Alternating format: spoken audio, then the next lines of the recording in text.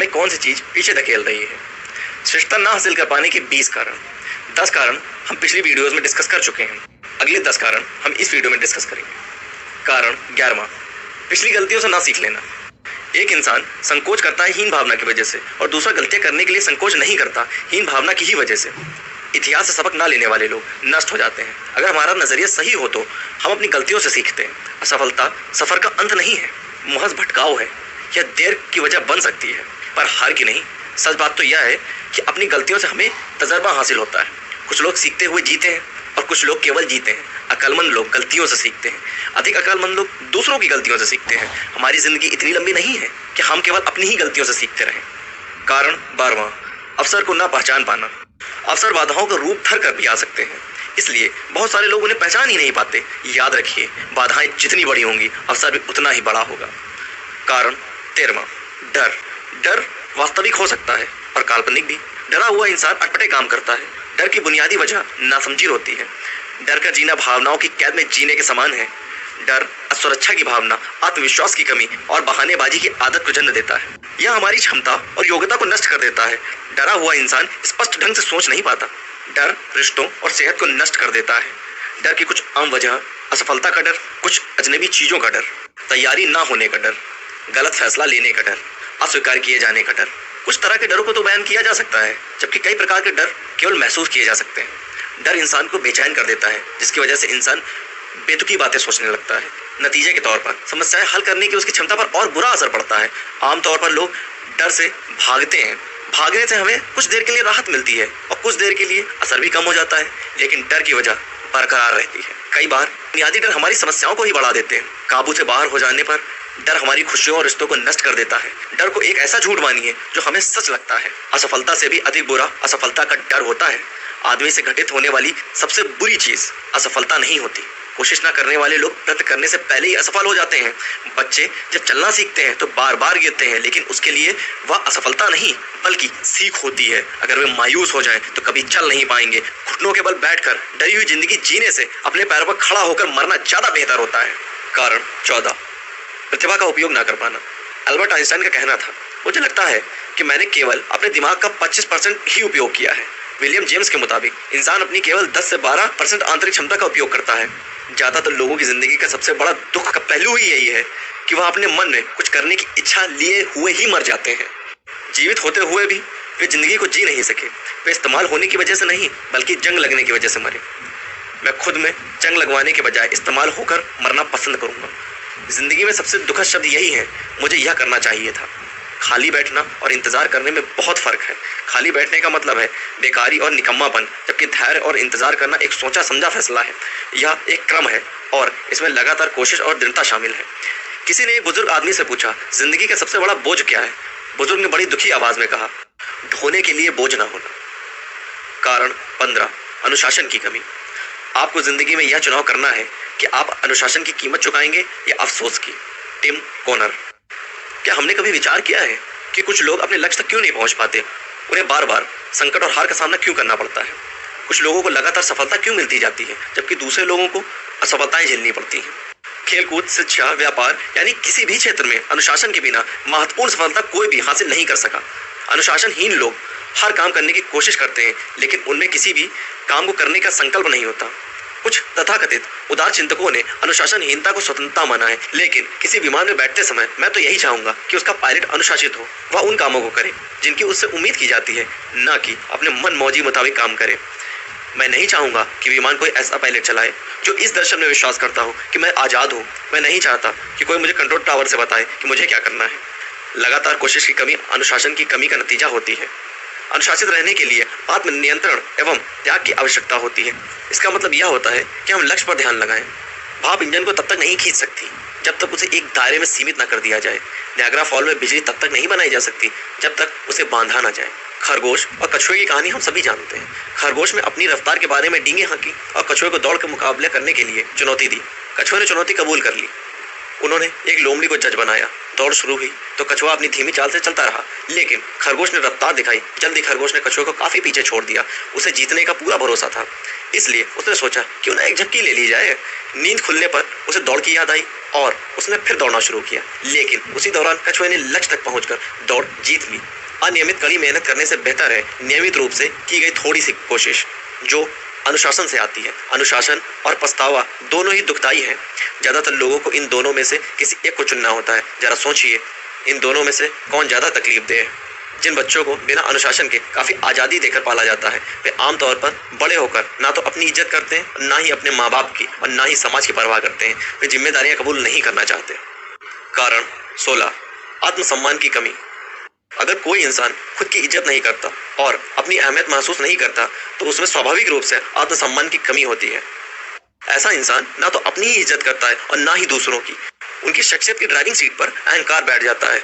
वह फैसले कोई फायदे के काम करने के लिए नहीं, बल्कि अपने अहंकार को संतुष्ट करने के लिए लेते हैं। जिन लोगों में आत्मसम्मान की कमी होती है, वे लगातार अपनी पहचान की तलाश करते रहते हैं। वे खुद को ढूंढते रहते हैं। शख्सियत कहीं पड़ी हुई नहीं मिलती, उसे बनाना पड़ता है।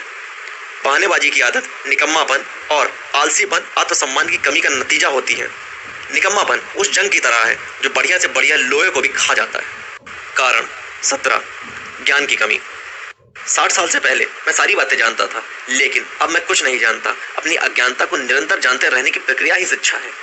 अपनी अज्ञानता के दायरे को जानना ही ज्ञान प्राप्ति की दीक्षा में पहला कदम है। इंसान जितना ज्यादा ज्ञान प्राप्त करता है, उसे अपनी अज्ञानता के क्षेत्रों का अनुभव उतना ही ज्यादा होता जाता है। अगर कोई इंसान यह समझता है कि उसे सब कुछ मालूम है, तो उसे सीखने की सबसे ज्यादा जरूरत है। अज्ञानी लोग नहीं जानते कि वे अज्ञानी हैं। उन्हें अपने अज्ञान का एहसास ही नहीं होता। दरअसल अज्ञान से भी बड़ा समस्या ज्ञानी होने का भ्रम है। इसकी वजह यह है कि अगर हम कोई चीज नहीं जानने के बावजूद उसे जानने का भ्रम पाल लेते हैं, तो गलत फैसले लेने लगते हैं। कारण 18, भाग्यवादी नजरिया। भाग्यवादी नजरिया वाले लोग अपनी हालत की वजह से जन्म लेने वाली जिम्मेदारियों को कबूल करने से कतरते हैं। वे सफलता और असफलता दोनों को भाग्य की देन मानते हैं। वे सब कुछ भाग्य पर छोड़ देते हैं। वे अपनी कुंडली या सितारों द्वारा पहले से ही लिखी गई तकदीर को मंजूर कर लेते हैं। वे मान लेते हैं कि लाख कोशिश करने के बावजूद होगा वही जो किस्मत में लिखा होगा। इसलिए वे कोई कोशिश ही नहीं करते और आत्मसंतुष्ट उनकी जिंदगी के जीने का तरीका बन जाता है। वे खुद कुछ कर गुजरने के बजाय कुछ घटित होने का इंतजार करते रहते हैं। किसी भी असफल आदमी से पूछिए तो वह यही कहेगा कि कामयाबी तो किस्मत से मिलती है। कमजोर दिमाग वाले लोग तकदीर बताने वाले, कुंडली देखने वाले और खुद को अवतारी पुरुष घोषित करने वालों के चक्कर में आसानी से आ जाते हैं, जबकि कई बार ऐसे लोग केवल पाखंड कर रहे होते हैं। अगर हम असफल होना चाहते हैं तो निश्चित तौर पर भाग्य पर विश्वास कीजिए, और सफल होना चाहते हैं तो वजह और नतीजे के सिद्धांत पर विश्वास कीजिए। इस तरह हम अपनी किस्मत खुद बनाएंगे। सैमुअल गोल्डविन ने सच ही कहा है, मैं जितनी कड़ी मेहनत करता हूँ, भाग्य के उतने करीब पहुँचता जाता हूँ। कुछ लोग खुद को बदनसीब मानते हैं। इस तरह की सोच भाग्यवादी नजरिए को जन्म देती है। कोई काम आधे मन से करने वाले लोग अक्सर ऐसी बातें करते हैं, मैं कोशिश करूंगा, देखता हूँ कि यह तरीका काम करता है या नहीं, मैं एक बार कोशिश करके देखूंगा, मेरे पास खोने के लिए कुछ नहीं है, मैंने वैसे भी ज्यादा कोशिश नहीं की। अगर हम इस ढंग से सोचते हैं तो हमारा असफल होना निश्चित है, क्योंकि आप में दृढ़ता और समर्पण की कमी है। सोचने का यह ढंग साहस, प्रतिबद्धता और आत्मविश्वास की कमी दर्शाता है। कोई काम आधे मन से करने का मतलब है नाकामयाबी की उम्मीद करना और उसे हासिल करना। कामयाबी कोशिश से मिलती है। एक आदमी ने एक घोड़ा खरीदा और एक बड़ी सी तख्ती लगाकर उसे घोड़शाला में खड़ा कर दिया। तख्ती पर लिखा हुआ था, दुनिया का सबसे तेज दौड़ने वाला घोड़ा। घोड़े के मालिक ने ना तो घोड़े से अभ्यास करवाया, ना ही उसे चुस्त दुरुस्त रखने के लिए प्रशिक्षित किया। उसने घोड़े को एक रेस में दौड़ाया जिसमें वह आखिरी नंबर पर रहा। घोड़े के मालिक ने फौरन तख्ती बदल दी और घोड़े पर एक नई तख्ती लगा दी जिस पर लिखा था, घोड़े के लिए सबसे तेज दुनिया। लोग अपने आलसपन या जरूरी चीजों को न करने की वजह से नाकामयाब होते हैं और फिर किस्मत को दोष देते हैं। नजरिया, हिम्मत और सोच में गहराई के बिना जिंदगी का एक अंधा तजर्बा है। तंग, सुस्त और कमजोर दिमाग वाले लोग हमेशा आसान और सबसे कम रुकावटें वाले रास्ते चुनते हैं। 15 सेकंड तक अपनी क्षमता प्रदर्शित करने के लिए एक खिलाड़ी 15 साल तक अभ्यास करते हैं। उनसे पूछे जाकर क्या वे खुशकिस्मती से जीते हैं। किसी खिलाड़ी से पूछिए कि कड़े अभ्यास के बाद वे कैसा महसूस करते हैं। वह आपको बताएगा कि वह ऐसा महसूस करता है जैसे कि उसकी पूरी ताकत निचोड़ ली गई हो। अगर वह ऐसा महसूस नहीं करता तो इसका यह मतलब होगा कि उसने अभ्यास में अपनी पूरी क्षमता नहीं लगाई है। हारने वाले सोचते हैं कि जिंदगी ने उनके साथ नाइंसाफी की है। वे केवल अपनी रुकावटों के बारे में सोचते हैं। वे यह नहीं सोचते कि जो इंसान पूरी तैयारी करके अच्छी तरह खेल रहा है, उसे भी उन रुकावटों का सामना करना पड़ा है, पर उसने उन पर काबू पा लिया है। असफल और सफल व्यक्ति में यही फर्क है। जीतने वालों की तकलीफ बर्दाश्त करने की शक्ति बढ़ जाती है, क्योंकि उनकी मेहनत सिर्फ खेल में प्रदर्शन करने तक सीमित न रहकर उनके चरित्र को भी ऊंचा उठाती है। याद रखिए, भाग्य उनकी मदद करता है जो अपनी मदद खुद करते हैं। एक कस्बे में बाढ़ आई, एक आदमी के सिवा वहां रहने वाले सभी लोग सुरक्षित स्थान पर जा चुके थे। जिस आदमी ने अपनी जगह नहीं छोड़ी, उसका कहना था, मुझे विश्वास है कि भगवान मेरी रक्षा करेगा। पानी का स्तर बढ़ने पर उसे बचाने के लिए एक जीप आई, पर उस आदमी ने यह कहकर जीप को इनकार कर दिया, मुझे विश्वास है कि भगवान मेरी रक्षा करेगा। पानी का स्तर और बढ़ने पर वह अपने मकान की दूसरी मंजिल पर चला गया। तब उसकी मदद करने के लिए एक नाव आई। उस आदमी ने उसके साथ भी यही कहकर जाने से इनकार कर दिया कि मुझे विश्वास है भगवान मेरी रक्षा करेगा।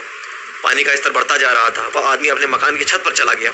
उसकी मदद करने के लिए हेलीकॉप्टर आया, लेकिन उस आदमी ने अपनी वही बात फिर दोहराई, मुझे विश्वास है भगवान मेरी रक्षा करेगा। आखिरकार वह डूबकर मर गया। भगवान के पास पहुंचने पर उसने उन्हें गुस्से भरे लहजे से सवाल किया, मुझे आप पर पूरा विश्वास था, फिर आपने मेरी प्रार्थनाओं को अनसुना कर मुझे डूबने क्यों दिया? भगवान ने जवाब दिया, तुम क्या सोचते हो, तुम्हारे पास जीप, नाव और हेलीकॉप्टर किसने भेजा था? भाग्यवादी नजरिए से उभरने का केवल एक ही तरीका है कि हम जिम्मेदारियां कबूल करें और किस्मत पर यकीन करने के बजाय वजह और नतीजे के सिद्धांत पर विश्वास करें। जिंदगी में कोई लक्ष्य इंतजार, चाहत या अचंभित होकर सोच विचार करते रहने से नहीं, बल्कि काम, तैयारी और योजना से हासिल होता है। किस्मत लायक लोगों पर मेहरबान होती है। अलेक्जेंडर ग्राहम बेल अपनी ऊंचा सुनने वाली पत्नी के लिए सुनने में मदद होने वाली एक मशीन बनाने के लिए जी तोड़ मेहनत कर रहे थे। वह उस मशीन को बनाने में नाकामयाब रहे, पर उसी दौरान उन्होंने टेलीफोन बनाने का सिद्धांत ढूंढ निकाला। क्या हम ऐसे व्यक्तियों को भाग्यशाली मानेंगे? अच्छी किस्मत तभी हासिल होती है जब तैयारी और अवसर का मेल हो। कोशिश और तैयारी के बिना अच्छे सहयोग घटित नहीं होते। भाग्य, उसने सारा दिन काम किया और सारी रात काम किया। उसने खेलना छोड़ दिया और मौज मस्ती छोड़ दी।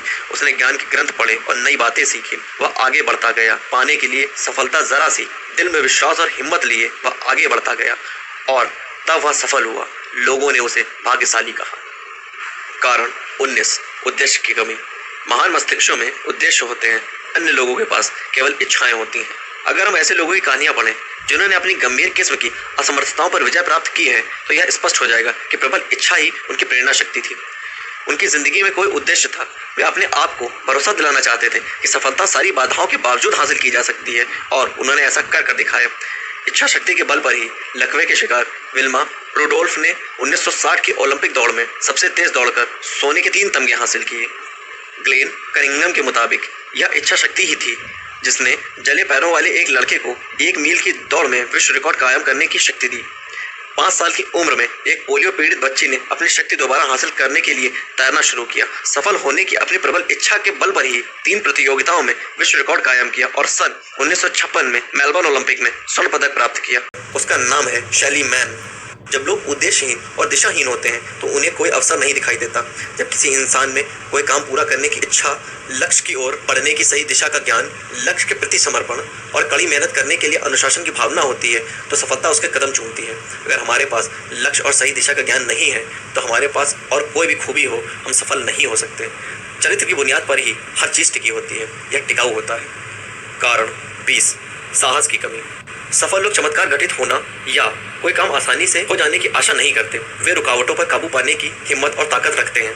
वे इस पर ध्यान नहीं देते कि उन्होंने क्या गंवा दिया है, बल्कि इस पर ध्यान देते हैं कि उनके पास क्या बचा हुआ है। इच्छाएं साकार नहीं होती, पर दृढ़ विश्वास पर टिके हुए भरोसे और उम्मीदें पूरी हो जाती हैं।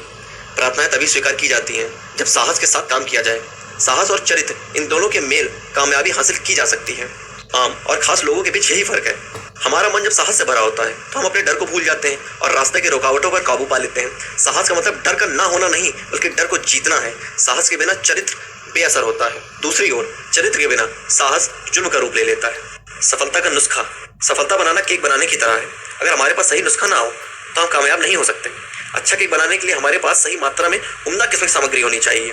हमको उसे ना तो ज्यादा आंच देनी होगी, ना ही कम। अगर हमारे पास सही नुस्खा हो तो अभ्यास और कभी कभार होने वाली गलतियों से मिलने वाली सीख की मदद से काम आसान हो जाता है। अब नुस्खा हमारे पास है, हम इसका इस्तेमाल करेंगे या नहीं, यह हमको तय करना है। सफलता हासिल करने के लिए कुछ सबक हारने के लिए नहीं, बल्कि जीतने के लिए खेलें। दूसरों की गलतियों से सीखें। ऊंचे चरित्र वाले लोगों के साथ संबंध रखें। जितना पाते हैं उससे अधिक दें। बिना कुछ दिए कुछ पाने की उम्मीद ना रखें। हमेशा दूर की सोचें। अपने मजबूत पहलुओं को जानें और उनकी बुनियाद और अपना विकास करें। फैसला लेते समय हमेशा हालात की व्यापक तस्वीर को ध्यान में रखें। अपनी सच्चाई के साथ कभी समझौता ना करें।